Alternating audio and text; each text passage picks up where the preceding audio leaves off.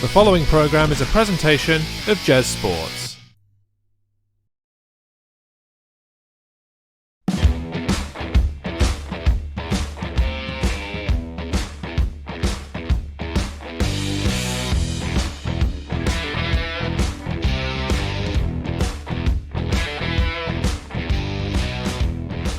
Hello, ladies and gentlemen, and welcome to the Main Event Podcast. Today we are taking a look at AEW All Out. My name's Dan. That's Jez. How you doing, Jez? Doing all right, life's ticking along. Like a train in Chicago. It just keeps on rolling, and we are here.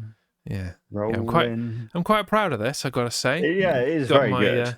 Got my elevated train going, and yeah, I've seen that train go by many a time. I haven't been on it. I'm not that brave, and I don't want to get stabbed. But I have watched it go on the tracks above me. Yeah, and then it went on the train out to the suburbs instead, where you're less likely to be stabbed or shot, or any of the things that happen in Chicago, despite it being an incredible city. Yeah. With your Chicago hat on. Indeed, yeah. I thought I'd stick to the theme, and Yeah. I've gone with the colours as well. Gone with the black and white kind of night theme, and that's how it will stay as we move into Victory Road after this in our next episode as well. Because I can't make them go yellow; it doesn't come out on the camera. It just looks white still. But so, in fact, they are yellow right now. The lights. Oh, are they? Yeah. Not that Man, you can that's tell. bad. Yeah. Certain colours just don't come out well on a camera when you've got a bright light in front of you. Yeah. And hopefully this bright light will A, stay on, and B, stay on the wall where I've put it this week after the debacle of the last episode, where I thought I was being visited by the Undertaker or the House of Black or any other miscellaneous lights out kind of team. Yeah. I feel like unfortunately I'm quite safe from the Fiend for obvious reasons, but Well, you never know. Bo Dallas might bring it back. You never know. I'm not sure I would be keen on that idea. Probably just stick with Uncle Howdy. I think they just need to let the whole thing rest now, to be quite honest with you. He can go back to Bo leaving and stuff. Yeah, if he's no. Gonna get a job. No. Anyway, we should probably crack on with the business of the day because, as is tradition for an AEW event, it's quite lengthy. So if 10 billion hours. If we sit around talking about other stuff, then we're going to be here all night. So before we do get started, you've got the belt on your shoulder. Let's talk about that. The World Prediction Championship up for grabs in this quarter between SummerSlam and Survivor Series. And the score coming into AEW All Out. Scores on the doors. I'm on 26. You are on 27. Woo! So you're ahead by 1. And we have predicted this event almost in its entirety, apart from the first match that we're going to discuss, which is the over-budget charity battle royal from 0 Hour, because quite frankly, we were given absolutely no indication of what this match was even for, let alone who was in it. And to be fair, it was obvious as soon as they put all the people in the ring, because it was basically a main event guy and a bunch of jobbers from Ring of Honor, basically. So it was like, right, can I predict it now? Now I've seen who's in it, because it would have been fairly obvious, and that's probably why they didn't tell us in advance who was in it. But won by Hangman Adam Page when it all came down to it. The good, the bad, the ugly. Kick us off. What did you think of this one? It was a battle royal. Although I don't like the guy, I liked Tony Nese getting in and telling everyone they need to get in shape, and then immediately just getting obliterated. I quite like that. Commander doing a flip from the top turnbuckle onto the Embassy and Castle. Whatever. Spears and Garcia doing the 10-finger dance. The 10-finger dance. 10. Oh, I don't know what. Autocorrect's done something. Well, it's Spears and Garcia doing the dance. Oh, right. You liked that, did you? Well, it was in the meh section. I was just trying to pull things that were happening, really, because it was a battle royal. See, I've put all of that Daniel Garcia stuff in the ugly because I really can't stand the whole dancing thing. I like him as a wrestler, but this whole dancing thing, I'm like, what the hell? What is this for?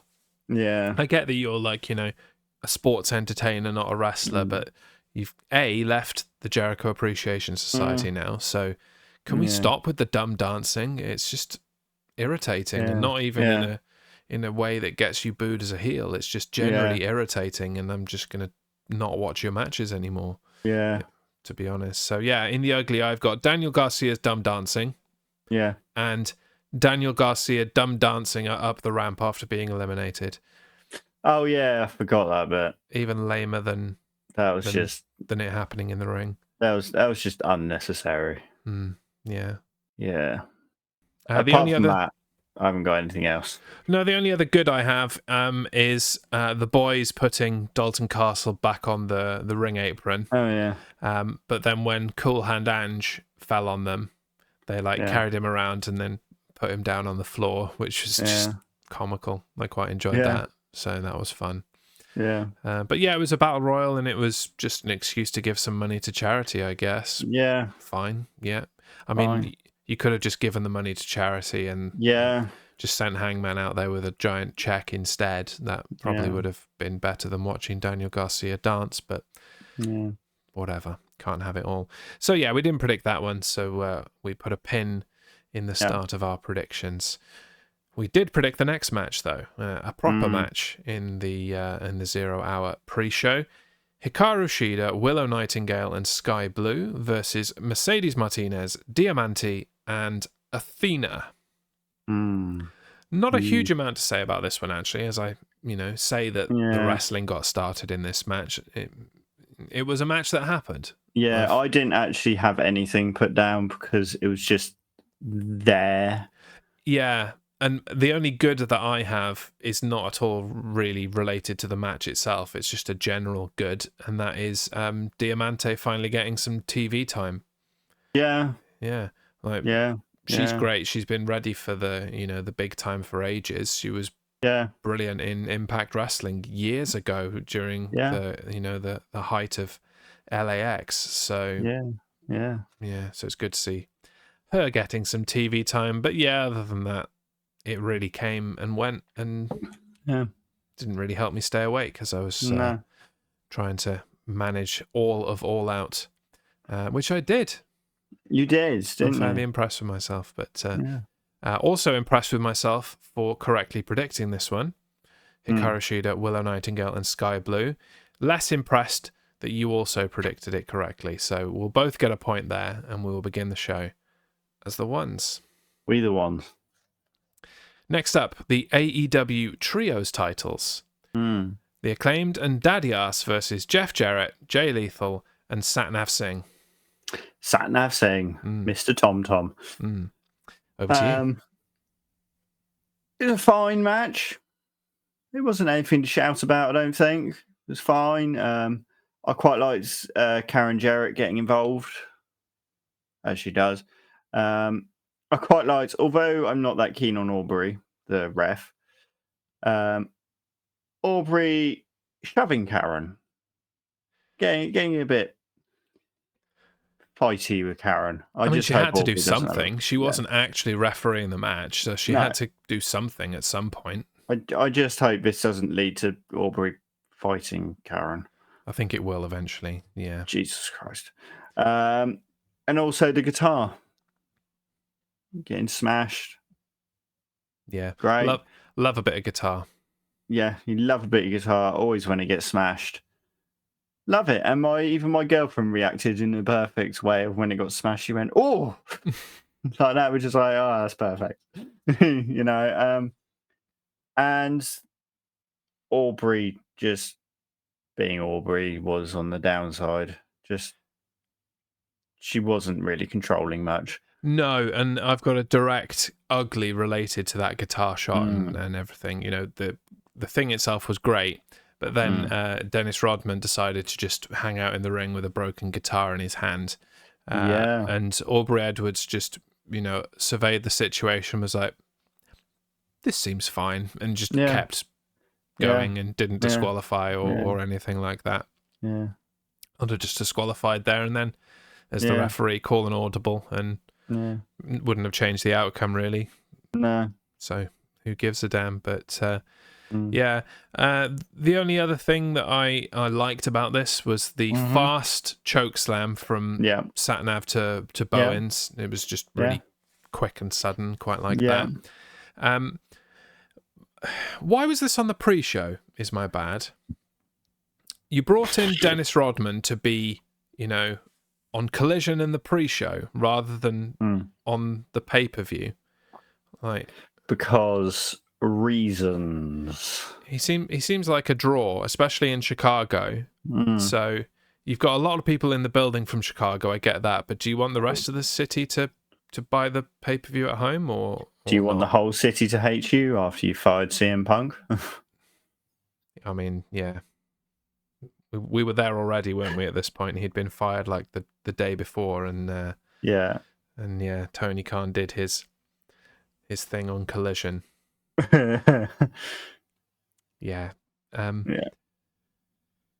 That's a story for another day. It is, yeah. I mean, I don't really have much to say about it other than what a waste from every angle and every direction. Yeah. I don't think we'll ever know the real truth of the matter, so it's not really anything to discuss until we know some facts, and we probably never will. So there you go. We'll just move on to predictions. We inevitably both went for the Acclaimed and Daddy Ass to retain. They only just won them, and they spent a chunk of money on making special scissory titles, so they weren't going to lose them yet, which takes us to 2 apiece. Thank you. Next up, is that off the pre-show now? I think we are. Yes. Yeah. The opening contest of the main show, the Ring of Honor World Tag Team Championships, Better Than You, Baby, versus the Dark Order. It's you. I really dug this match. So did I. I thoroughly enjoyed it. I have a couple of bads. I'll start with those just to get the negative out of the way. It's not really a bad, I suppose. It's just a bit of me not liking being swerved. A bit of a gripe. Yeah. The moment that they took MJF out is the moment that I believed, that I knew, really, that my prediction was screwed. I went for the Dark Order to win. Did you? I thought this is just going to be a quick turnaround, and we're going to start on the road to, Adam Cole probably turning, because I'm like, it's going to happen at All In. Oh, it didn't happen at All In. Then it's going to happen at All Out. And the moment they took MJF out, I'm like, oh. Yeah. Okay, no, he's going to come back triumphant and win, and that'll be that. So that was the moment that I knew my prediction here was screwed. So that was bad as far as I was concerned. Not for any reason other than it ruins my numbers. And my other gripe really is, where was Roddy in the Kingdom? Nowhere. Like, if they have a problem with Adam Cole and MJF, Baby. Are you going to do something about it at any point, or are you just going to walk around whining?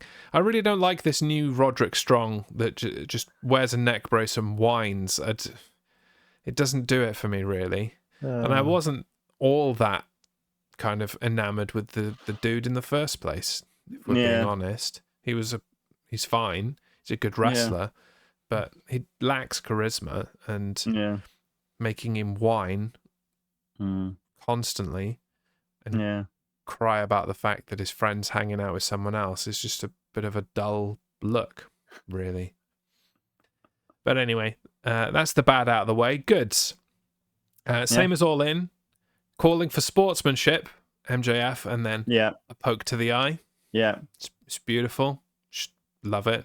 MJF is still a heel. We're just cheering for him now. Yeah. The chair to the neck by Alex Reynolds. That was dirty, and it looked good. Evil Uno tossing Adam Cole into the ring post. That looked good.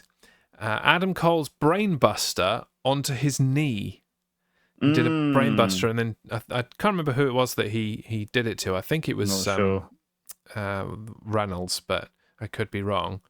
Just brainbusted him right onto his knee. And probably going to break your femur at some point trying to do that, but until you do, it'll look good. And finally, kangaroo kick. I've got that. Gotta love the kangaroo kick. Kangaroo kick. Kangaroo kick. Love it. Yeah, they need to keep doing that. It's beautiful stuff. Yeah, I've only got one more thing. Yep. And that was just before the match, MJF having a bit of a beer. Just why not? He kind of went down at a bit and then went to do the pose, but then went, no, I'll have another bit. Like, now we do it. Yeah. That's the thing. MJF really knows how to lean into being a babyface and a heel. He's just really good. Yeah. And I think he's still underrated, even after all this time, to be honest with you. I don't think we really appreciate, as a wrestling fandom, just what kind of era we're in. It's MJF's world, and we're just living in it. Yeah. So, we don't need to talk about predictions, I don't think. That's not really necessary yes, we do. For this one. What are the predictions? Come on, Jeremy. What did you predict and what did I predict? So I went for the Dark Order, which would have been the logical choice, obviously. Did you? What did I predict? The illogical choice of Better Than You Baby for some reason. So, and who won? So you'll get the point. Do I? And I won't. Yeah. So it takes you to 3. I'll stay here on 2. Baby. Anyway, Ring of Honor World Television Championship. Samoa Joe defending against Shane Taylor. This was a bit more of a slugfest. It was definitely a strikey. Shane Taylor doing the boxing stuff, and then Samoa Joe returning it. Yeah. They were both I liked how physical this was, for sure. Yeah, it was very physical. That's mostly what I've put as very physical and just like boxing, really. But then we had the stunner off the ropes, the draping stunner. Taylor doing a splash. Oh yeah, he's a big dude, but he can move for sure. Yeah. That you can imagine that coming down on top of you. No, thank you. I like my spleen where it is. And then I liked the Coquina clutch finish. Yeah, I liked how sudden it was. He just started pummeling on Taylor out of nowhere and then locked in the Coquina clutch and it was over. Yeah. So, that was a really good way to end. Yeah. For me, the highlights of this match were the start and the end. The MJF altercation at the beginning and punctuated by just bosh, bosh, bosh submission. And just a really good start and end. Yeah. It was kind of fillery. That's my negative but on at the same time, it was a good match, I thought. Yeah, it's not. Didn't seem like a pay-per-view match to me, really. It's strong television match. This could have easily been on Ring of Honor's weekly show. Or do they do a weekly show now? I don't pay attention. They do a weekly show, yes. Oh, okay. Or it could have been on one of the many AEW weekly shows. On their 5 hours of television that they've got now. Yeah. More if you... well, no, not more. Less because of commercials, but... Yeah. Almost 5 hours if you're watching it on Fight instead of on broadcast television. So just keep going through the commercials, and I appreciate that. Yeah. Unsurprisingly, the predictions for this are fairly on the nose. We both went for Samoa Joe. That takes me to 3, brings you to 4. 4 horsemen. And we motor on. Yeah, I don't even know what I was trying to say. We motor on. That doesn't make any sense. Motor City Machine Guns. That's the next podcast. Okay. I'd like to segue into this match, but Darby Allin uses a skateboard, not a motor. Wheels. So it is wheels. He likes to go on motorbikes and do Evil Knievel stuff, doesn't he? So Yes, there you go. just pretend I've made some kind of Smooth. segue involving that, and give me a clap. TNT Championship: Luchasaurus versus Darby Allin. It's I quite you. like this as well, actually. Yeah, I quite liked it. Yeah, I've got no bads.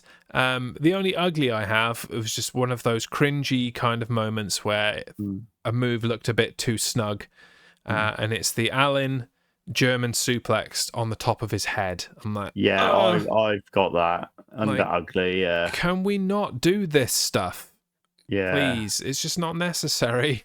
Yeah. Like, it didn't add anything to the match, and No. every time you are risking your life, Yeah. and at the very least your career, doing stupid nonsense. Just do a normal German suplex. You're made of bone anyway. Like, you just look like a skeleton being thrown around. So we still get it that it hurts. Okay, We get it, man.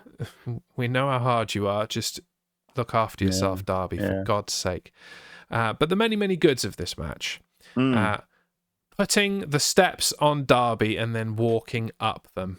Yeah, my girlfriend flinched at that. Yes, very flinchy, very cringy. Hello, Ali. Welcome in. Yeah. Hello, Ali. Jazz and your mate. Jazz and your mate. No belt again. Yes, it's right here. Yeah, you're just on late. My side. You're just late. That's all. On my side. Anyway, on the TNT Championship match, a super close pinfall on the crucifix bomb. Yeah. I really enjoyed that. Luchasaurus violently kicking out and kind of bouncing. It was very close, and I really enjoyed that whole kind of pinfall attempt. Yeah. I liked Christian Cage offering Nick Wayne a towel to throw into Darby. Yeah. That was quite nice. And the threat of the concerto distracting Allin, it just was a very, very distracting kind of moment, and I liked it. Yeah. That's it, really. Generally decent match. Yeah. All I've got else is for me is, was the blood necessary? Is it ever in AEW? It's always a bit too much, but we didn't really need to do it. You can chalk that up with the German suplex on his head, I suppose. Really, but anyway, predictions. We both went for Luchasaurus, as is inevitable. Takes me to 4. You are on 5. And before we motor on, 5 points. Before we motor on, Ali has suggested a topic of Trish Stratus. No. Yeah, we've already done that. Yeah, we talked about Trish Stratus at length in the last episode for WWE Payback and the stellar cage match that she had with Becky Lynch. So go back and watch that. Yeah, but we will talk about Trish Stratus again. Eventually. When did we say the next WWE event is? Fastlane. Fastlane, there you go. In October. She'll probably be wrestling on that. Something will happen in there. Yeah, maybe. Well, actually, she might even interrupt NXT No Mercy, because now Becky Lynch is NXT champion. Yeah. Don't get me started on that. Don't get me started on that. Yeah. We'll leave that until we get to No Mercy. Yes, yeah. But we've got a lot of wrestling coming up in the next 4 weeks. Yeah, don't I know it. So it's a nice tease. So no need to apologise, Ali. It just, Yeah, no problem. Now's not the time is all. Well, we will discuss her at length at other times because she's great. Next match, Powerhouse Hobbs versus Miro. Powerhouse. The match set up at AEW All In, even though it really did not need to be. No.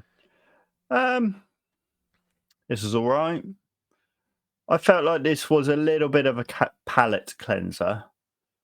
But it was all right. I didn't not enjoy it, I like the lock-up starts.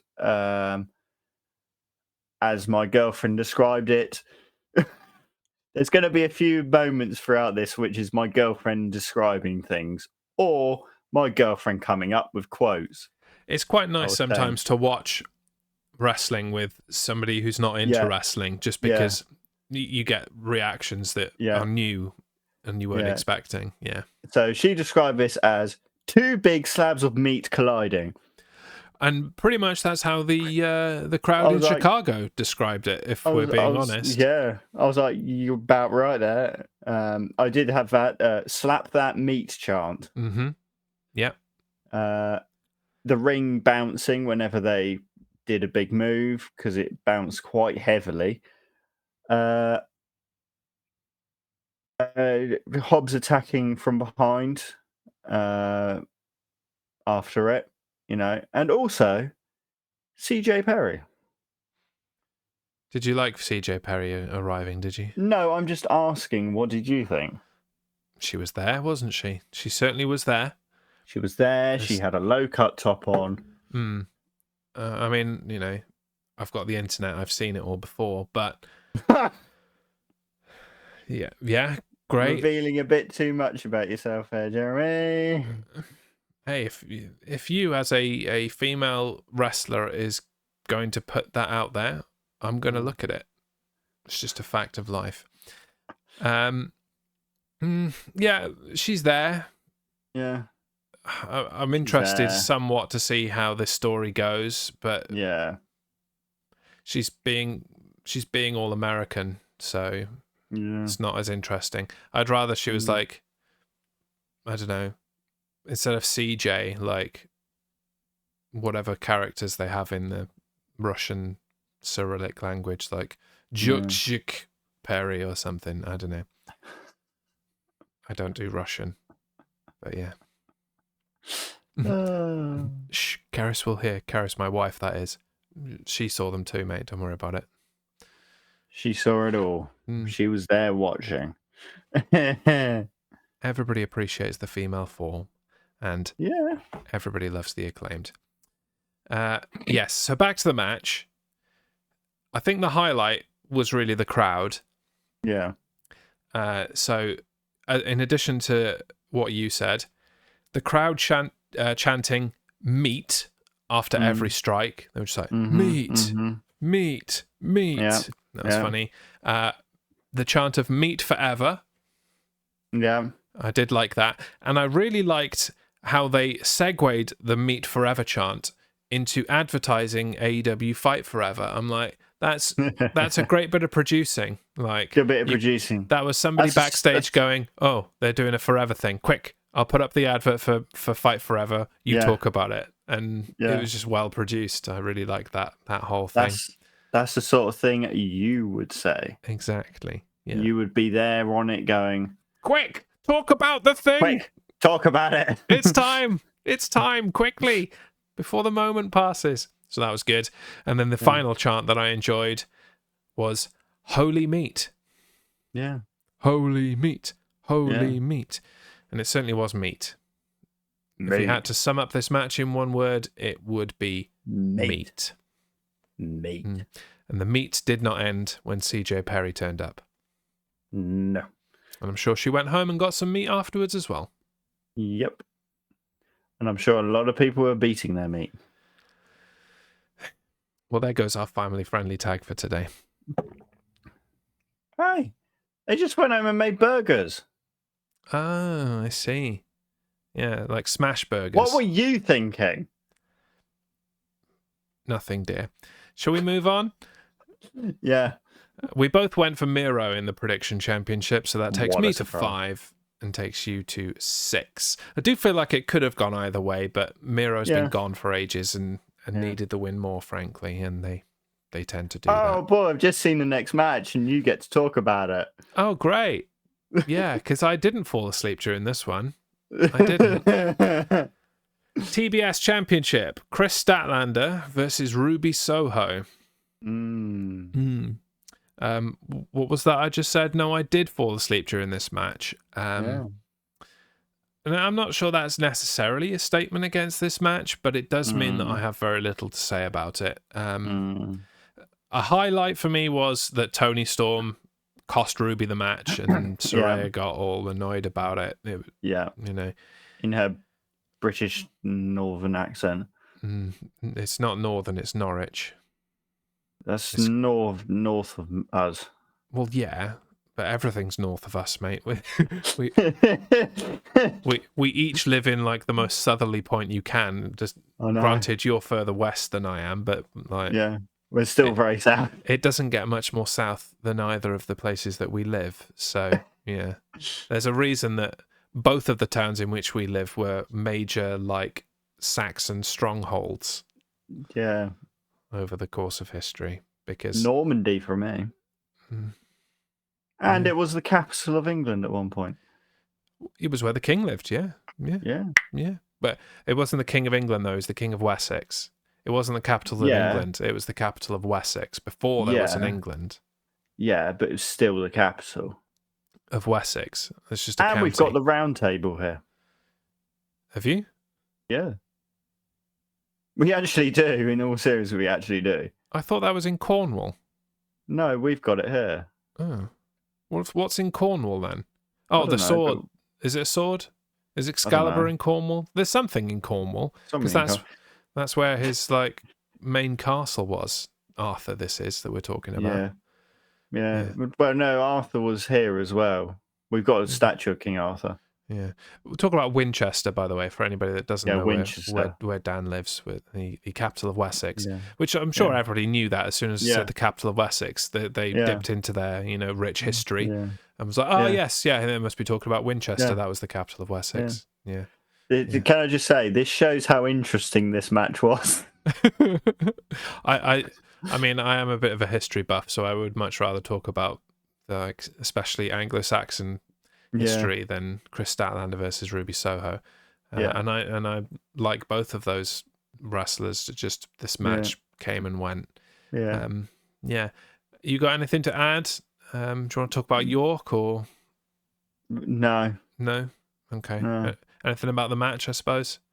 No, just that Statlander had Zoolander inspired gear. And she got a mention from Ben Stiller as well on X, which apparently is what the kids are calling Twitter now. It's Twitter. Zwitter. That's what I call it. Just swap the T for an X. Yeah. Anyway, let's move on, because then we can get to what was a very decent match. We both went for Chris Statlander. She won. So that takes me to Motor City Machine Gun 6 and takes you to 7. Which we don't have a thing for. 7. I'm just 5 points twice. Yeah. Maybe there's something to do with like a best of 7 series. Yeah, we'll find something. Eventually. Anyway. 7, an underutilized number in professional wrestling, it turns out. Yeah. Next, strap match. Bryan Danielson versus Ricky Starks. Yeah. So this is the match that obviously was previously going to be CM Punk versus Ricky Starks in a strap match until CM Punk got fired. Yes. Over to you. What did you think about it? I enjoyed it. It was great. Ricky Starks using the weight belts. Almost like kind of mocking Cody Rhodes maybe a little bit. It was a little bit, yeah. Or at least, including some Cody Rhodes stuff. Yeah. Like you can take the Cody out of AEW, but you can't take AEW out of Cody. Yeah. I don't know where I was going with that. I knew what you meant. The blood, I thought this was fine in this. It's a strap match. You're going to get really hurt. Mocking the yes chant. Brilliant. But Bryan just going mental with the strap on Starks, especially in the corner. You said strap on. All right, now who's not making it family friendly? Hey, you started it. I'm just, we've lost the tag already. We'll just, roll with it. I liked the end of the pass out. That I like how he won that. That was good. A couple of things I didn't like. Big Bill, mostly because of his name. It is his name, really. I mean, I like him as a wrestler now. Yeah, I liked him in the Impact, especially. But even that was a crap name, W. Morrissey. Can we just give this guy a decent name so that he can do something useful in wrestling? W. Morrissey, Big Bill, even Big Cass was nonsense. He's never had a decent name in his entire life. Why don't we just call it Morrissey? Just call him Morrissey. I think that might be copyrighted, but you know. Even if you called him Bill Morrissey, or there you go, Bill Morrissey, or William Morrissey, Will Morrissey. Will Morrissey is fine. Like, are you out there? Cass, Bill, Cass, Morrissey, Bill, man. Just Will Morrissey, okay? Yeah, there you go. If you want to put big in front of it, then by all means, knock yourself out if you really want to maintain. Big Will Morrissey. Yeah, Big Will Morrissey. Big Will. Slightly tall Will Morrissey. How about that? There you go. Yeah. Above average. Above average height, Will Morrissey. There you go. There you go. You're welcome, Tony Khan. Book it. And another ugly. Mm-hmm. Steamboat and Big Bill having it out. I mean, I didn't think Steamboat did particularly well in any of this. No. Really. On commentary, he was very clunky and awkward. It's not his forte, you know. No. Ricky Steamboat is not known as one of the best talkers in the industry. He was known as one of the best wrestlers, in-ring performers in the industry. So, you know, I don't know why we put a mic in front of him and expected that was going to end well. Yeah. His son didn't get any charisma either, to be frank. Yeah, the real bad for me in all of this match was whipping Bryan Danielson in the head with his history of concussions and you know, the fact that ended his career at one point. I'm like, can we just not hit Bryan Danielson in the head? Could we do literally anything but? That would be brilliant, because I know he is planning on retirement in the next year, but we don't need to rush that, and let's make sure he can go home and look after his kids and not be a vegetable, shall we? There's just no need to be whipping a dude in the head, much less somebody with a history of concussions like Bryan Danielson. Yeah. Terrible, terrible idea. Yeah.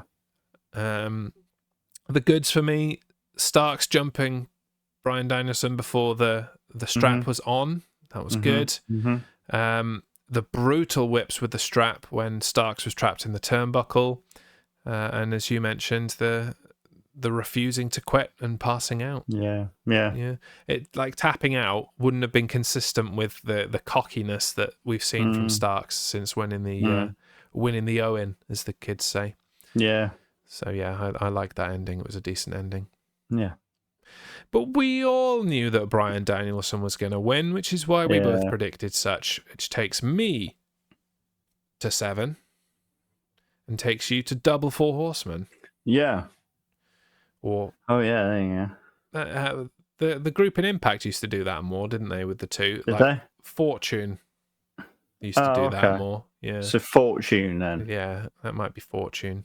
Fortune, baby. That was a decent little stable. That I just reminded myself of. Can't remember who was in it. Bobby Roode, James Storm.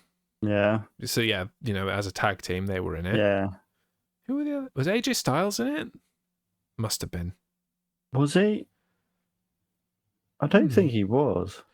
We'll look it up in between this and our next episode. Yeah. Yeah. If we remember. Jazz 7. Thanks, Ali. I'm glad Ali's enthusiastic. I'm still behind, unfortunately. You know, perhaps you could will me to predict better so that I can catch up with Dan.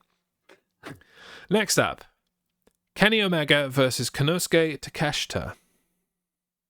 It's me, isn't it? Hold on, wasn't it the Blackpool? Oh, yeah, it was. I scrolled straight past that. My apologies. Next up, indeed, Katsuyori Shibata and Eddie Kingston versus Wheeler Yuta and Claudio Castagnoli. Yeah. I've got less to say about this one, so it's a shame that this one it falls on me. But there you go. Yeah. Yes, the goods. Claudio refusing to engage with Kingston in the early part of the match and just continuing to wind him up. Yeah. because it's just easy to wind Eddie Kingston up. Mm. Enjoyed that. I liked how strong style this match was. Mm-hmm. So many strikes, so many strikes in this match. That was great. And Kingston kicking out in the end, but not soon enough. Yeah. You don't see enough kickouts after the 3. Like, oh, damn, just missed it. Just missed the count. You don't see that enough. So I quite like that. The only bad I have, and I'm sure it's on your list too, the referee had absolutely no control of this match. There was no tagging. There was nothing.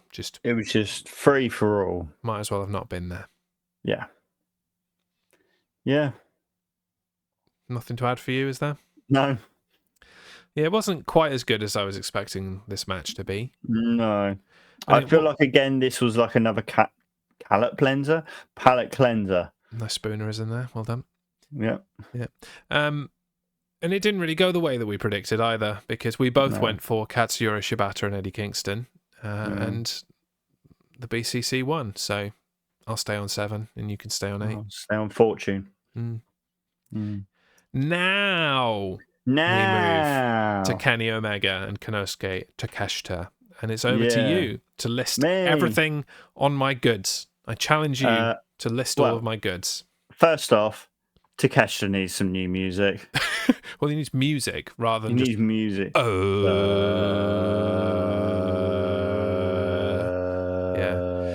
I haven't watched Dynamite yet, but apparently on this week's Dynamite, it was teased that Don Callis would reveal his latest masterpiece. Oh, yeah. I don't know what that was because I haven't watched it or had it spoiled yet, but it probably wasn't decent entrance music for Takeshita. No, it wasn't. Right. There you go then. Takeshita just taking Omega shots like a man. Was it Takeshita gouging out eyes? Great. Brainbuster outside the ring. Yep, I've got that one. Chairs on Omega, trying all that shenanigans. Targeting the back of Omega and his head. Blue Thunder Bomb from the top rope, if you can call it that. Yeah, Avalanche Blue Thunder is what they called it. I've got that in there as well. Yeah. The V trigger to Omega, even though I think they called it something different. Screwdriver, using that again. Also, I like the fact that when he went to do it and he missed, and it got stuck right in the ring canvas. The exposed knee V trigger. Yeah, all good. I enjoyed it. They probably called it the K trigger, didn't they? Because something like there's been a history of other people doing the V trigger, and they just call it something similar based on that person's name. Like Chase Owens does it, and they call it the C trigger. Whatever. Fair enough. Yeah, you did get most of them, to be fair. I'm now trying to work out what my autocorrect, or not autocorrect, it's just a random word. I've got commentary pointing out Omega not knowing. I've no idea what that was supposed to be. It was very late at this point. Not knowing the shoulder of Takeshita, allowing him to kick out. Is that not acknowledging? I don't know. Like, this weird word in the middle of my sentence has completely ruined the entire sentence, and I have no idea what I was talking about now. So I'm sure whatever it was good. Yeah. In addition to the sheer drop brainbuster that you mentioned on the floor, I liked the senton over the rope onto the chair covered Omega. That was good. Yeah. And I liked how at the end it went really back and forth. Very close near falls, but there was no real kicking out of finishes in this. Yeah. Lots of signature moves, sure, but no real kicking out of finishes. And for Omega, that's pretty impressive, as he often does loads of finishing, kicking out of. The only bad I have, the back suplex on the top of Omega's head. Again, There's just no need for this. Yeah. Especially with a man with neck problems. Yes, and Danielson needs to have a word because, he mentioned this after the Osprey Omega match. There's no need for it. No need to shorten your career for a 2-second spot that people aren't going to remember. Just why bother? Yeah. Just do a normal back suplex. It'll have the same impact in the long run. Yeah. I.e., not much. It was just a move in a series of moves. Once again, we fouled up the prediction, Dan. No. But we did it together. Did it together. We both went for Kenny Omega, and we'll stay perpetually on 7 and 8, respectively. Fortune. Don't laugh. If these podcasts had like names other than the names of the events, this one would just be called Fortune. Fortune. Speaking of fortune, what makes a fortune?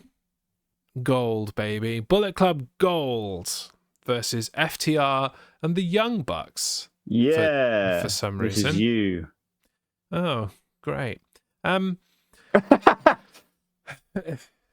don't understand why we had FTR and the Young Bucks teaming together, other than the fact that it gave us the opportunity to see Bullet Club Gold in their entirety. This was just a non-event for me, and I'm sure loads of people loved it, but it just doesn't do it for me. The Young Bucks kind of shenanigans. It's not for me. What was good, and my only good, was the Guns showing off their rapidness. That was pretty decent. Bad, Rick Knox can't enforce rules. Yeah, I've got ref doesn't care. And too many people in the ring, it ruined the whole match for me. Like, it just took everything away from my enjoyment. Yeah. And then ugly, Nick Jackson missed the moonsault from the apron. Yes. Just flat out missed. Yeah. And they tried to excuse it, but no. Yeah. Young buck-ups. Yes. I've got in the good is the Bullet Club Gold entrance. I do quite like their entrance. I love that. Where they all stand it and they all just go round. It's the Gun Club entrance, but they've just increased it for the Bullet Club. They do need their own Bullet Club Gold entrance music though, instead of just using switchblades. As much as I love Jay White's music, like they need their own proper Bullet Club music. Yeah. Now I've got some things here from my girlfriend. Oh right. For some reason, my girlfriend really likes Juice Robinson. Someone's got to, which is fine. I hear Tony Storm does a lot as well. Yeah, and she's come up with a catchphrase for him. Now, this is going to involve a swear word. Okay. It is cat shit. Could you bleep it? No, too late. Yeah, too late. Cat shit, get juiced. I mean, it doesn't rhyme, but I know, but she found it hilarious and just laughing to herself about it. Also, she now has given a name to a wrestling move. So you know when they do a splash in the corner? Mm-hmm. The Stinger Splash. Yes, it's not going to be called that anymore. It is now called the Hurty Hug. Okay. I would probably give the name Hurty Hug to a bear hug more so than a splash in the corner. Yeah, but she hasn't seen a bear hug yet. Okay, fair enough. Maybe dip into the Mark Henry archive and see what she names some of that. Yeah. It was quite entertaining. I've got some more for the next match as well. Fair enough. I'm not surprised based on who was in the next match and the kind of nonsense that we had in that one. But there you go. We'll move on from this one and finally rejoice. We once again gain a point, which will take me into fortune for the correct call of the Bullet Club. And you will move to 9. Yeah. We only ever get to numbers this high on AEW events. Oh, no. Like, we don't even sniff 8s and 9s and double figures for anything else. No. Unbelievable. And But we have one match left. Mm. I can't get to double figures now, but can you get to double figures? Oh, let's find out. AEW International Championship in the main event.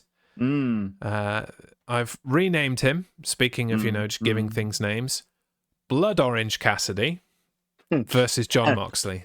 That's one of the things my girlfriend said. Yeah. When he's bleeding, she went, More he's like a blood orange. More like blood orange, yeah. Yeah.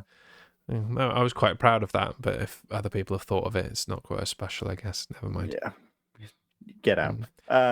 Great minds think alike, I guess. Yes. Me and your missus. Yeah. You, is it, I think? Me, yes. Yeah.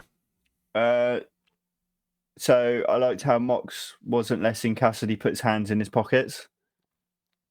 Great. The bit of the disgusting part, Mox biting the blood. That's just, no. Don't. But then Orange Cassidy returning it and biting back.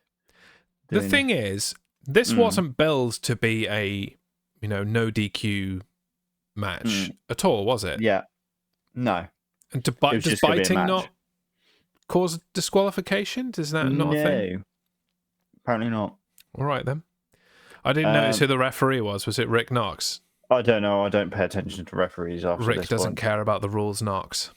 Yeah, after this point, I wasn't paying attention to who's in the referee because they're all as bad as each other.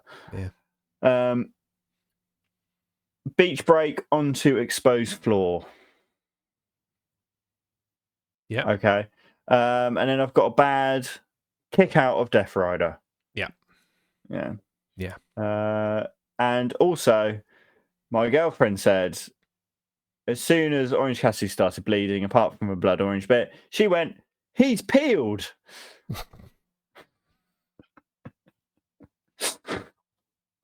Oh, dear. I've got more bads than goods. Yeah. And I didn't necessarily dislike this match, but just the whole thing for me missed. Yeah. Mainly the outcome. Why is Jon Moxley winning the AEW International Championship? Because he doesn't they need it to give him something. Do they, though? Because it's Tony Khan. He feels like he needs to give him something, otherwise he'll disappear to WWE. He won't do that. But Tony Khan has not got much self-confidence. Fair enough. Yeah, no, Jon Moxley would step into WWE. They'd say, oh, by the way, you can't bleed. And be like, right, I'm gone. And he'd be out the door again. That would be the end of that. Especially under the new ownership of WWE going through this week. TKO.